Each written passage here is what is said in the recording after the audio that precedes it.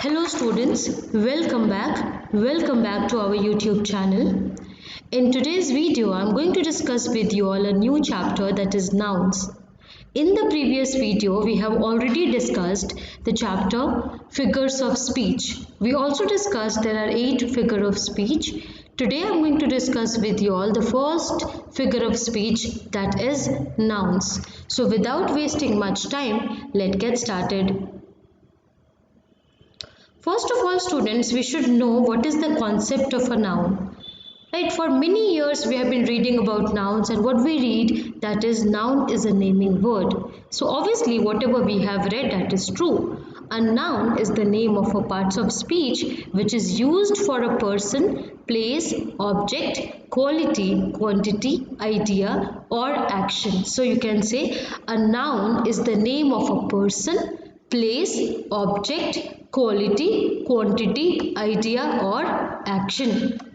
First of all, we are going to discuss about the types of nouns, the kinds of nouns. So basically, there are 5 kinds of noun. First one, that is proper noun. Second one, that is common noun. Third one, that is collective noun. Fourth one, that is material noun. Fifth one, that is abstract noun. But in your book, only 4 types of nouns are prescribed according to your Wren and Martin book.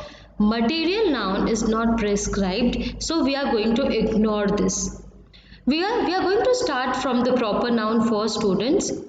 So a proper noun is the name of a particular person or thing. Here you remember particular person or thing, and that is the reason proper noun is written with initial capital, and in most of the cases we also use the in front of proper noun. If we give you some examples, like 2 examples are here on the screen, as you can see. Ashoka was a wise king. Second one, Sita is a smart girl. In both these sentences you will find out there are 2 names which are written with red font and underlined, Ashoka and Sita. They are the names of particular people. Right, Ashoka is a particular person and Sita is a particular girl. Right, so you'll see Ashoka was a wise king.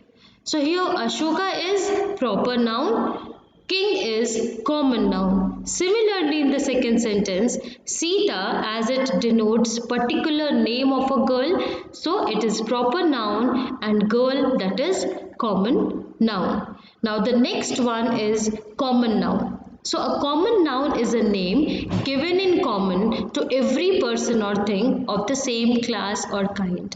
So in other words, we can say it is the name given to the class or the kind of that of that person, place or thing.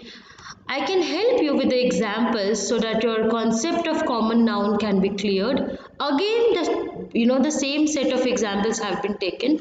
Here you can see in the first, previously I have explained you Ashoka and Sita as they are the particular names of the people, so they are proper noun. But as I've already told you, common nouns suggest class or kind. So here king and girl, they are common noun. If I say Mr. Sharma is a good teacher, I'm giving you one more example on my own that suddenly came out in my mind. So Mr. Sharma is a good teacher.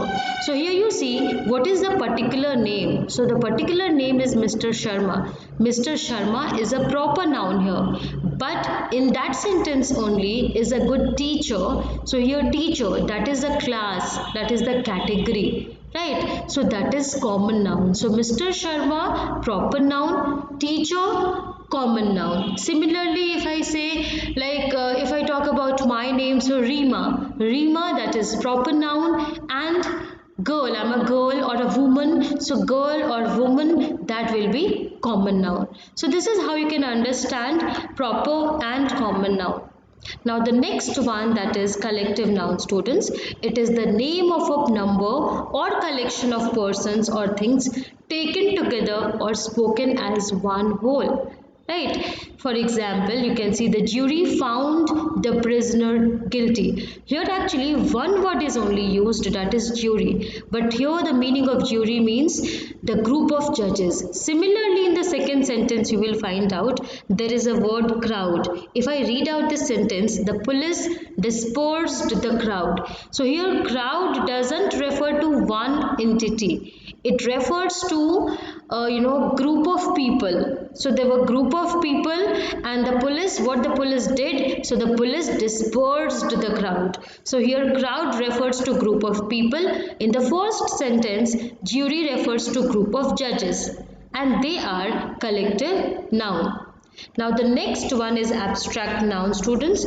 So abstract noun is very important for you all to understand, to learn, right? So many a times the definition is written like this: a noun is the name of a person, place, animal or thing. But abstract noun talks about noun is not only the name of a person, place, animal or thing, it is also the name of a quality, action or state. Okay, for example, quality like goodness, brightness, kindness, darkness, hardness, honesty, wisdom, bravery, these are the names of the qualities. If I talk about action, so laughter, theft, movement, judgment, hatred, these are the names of the action. And the next one, that is state. So childhood state, youth state, poverty state, right? Slavery, sleep, sickness, death, these are the names of the states. Okay, so these things you should remember, that abstract noun talks about, that noun is not only the name of a person, animal, thing, but it is also the name of a quality, an action or state. Now the next part is, students, another classification of noun is also there, and this classification of noun, in this, according to this classification of noun, there are two types of noun: countable nouns and uncountable nouns. Here you remember the three types which we have discussed: proper, common and collective. They are countable. And uncountable nouns, what are they? So material and abstract, they are uncountable nouns.